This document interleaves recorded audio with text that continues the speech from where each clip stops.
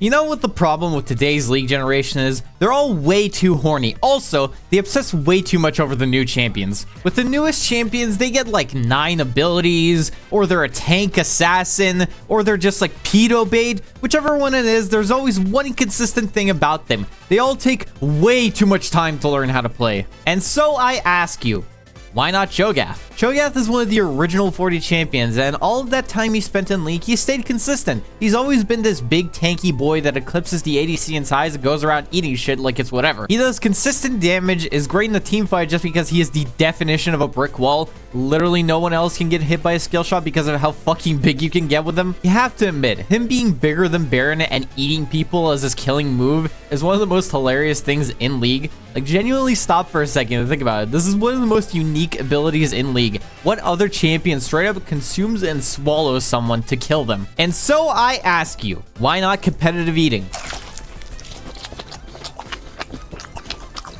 Alright, so who is Cho'gath? Well, Cho'gath doesn't actually exist in League. You see, if we just go to his lore page right here, yeah, see, if that doesn't summarize the champion, well, I don't know what else does. In-game, he's this cockroach-looking motherfucker whose skins look like completely different characters that belong to separate IPs because nobody wants to look at his ugly-ass face and base skin. Cho'gath is a genuine enigma in League of Legends, and that is a fantastic way to describe his gameplay. Nobody knows what the fuck you do. You don't even know what the fuck you do. It's like none of his abilities do any actual damage, and yet you somehow still died to him because League of Legends logic. Dude, I swear, you witness horrors beyond human comprehension when you see that fucking ult animation go through. They saw the world forgotten, where the grass gives up on growing. And I knew that I would never make another journey home. Upon that fleshy plain, below the final rock outcropping, Stretched the vast and empty desert of the bleeding thing. encompassing the earth to the horizon, all-consuming. And you know, usually with champions, they have like a main ability. But with Cho'gath, your ultimate is your main ability. Kind of. His abilities are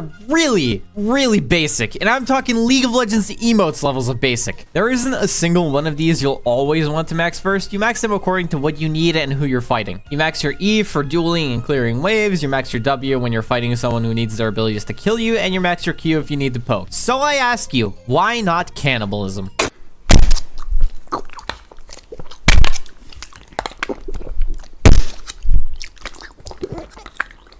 Ah yes, Feast, the iconic Cho'gath ability. When you think Cho'gath, you think Feast. And the fact that he just becomes Godzilla-sized by like 20 minutes in. Feast is simple. It's an execute ability that gives you HP when you kill something with it, and it stacks infinitely! This ability gives you a lot of leeway when it comes to what you can build. You can forego building a lot of HP early, since this, along with Grasp and Overgrowth, gives you all that you'll need. And while we're on the topic of HP items, don't buy Heartsteel. Yes, I get it. It's funny. You get ridiculously big.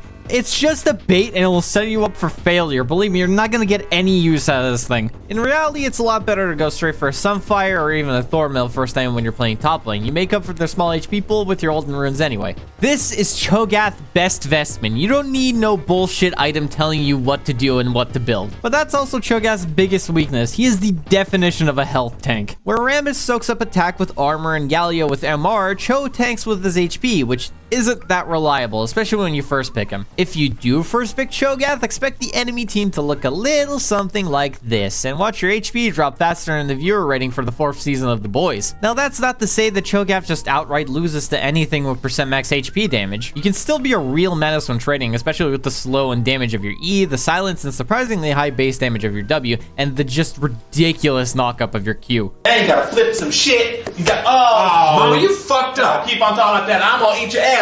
Also, fun fact, the bigger you get with your R stacks, the longer your auto range and width of your E become. This doesn't affect your Q or W though, so you just kind of look like a dipshit when you're the size of Mount Fuji and you just have a cone smaller than my will to live. But Cho'gath is also a master of versatility. You can take him top lane, jungle, mid lane, support. Sort of. You shine best in a solo lane since your abilities are catered towards locking someone down with your Q and killing them with your ultimate. In top lane, going straight up tank is best since you make up for your lack of damage with your E doing max HP damage. This becomes really annoying for someone like Darius since Cho'gath can just weave out of his Q range with the slow off of his E, which then sets up the perfect opportunity for a knockup. Mid lane with an off tank or full AP build works wonders as well. If you're gonna go full AP, you're gonna want to buy a proto build which makes up for your lack of mobility. Throw in boots of swiftness and a lich bane and you're good to go for fighting mages. Jungle Cho is really fun fun, and I highly recommend it if you just want to stop thinking for 20 minutes. It starts off pretty slow, but you quickly ramp up. Your E and your ult allow for pretty quick Drake takes, and nobody ever outsmites you since your ult always does more damage than even a maxed out jungle pet. And then you have support.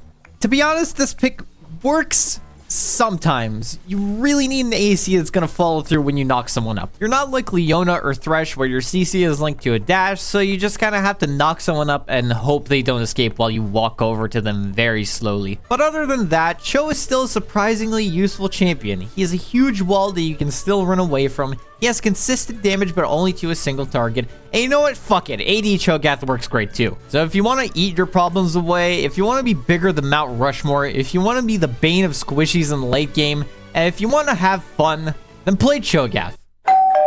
Oh, hold on one second. My food's here. Here's your Uber Eats. That's $26.50. Hey, wait! No! Wait! No!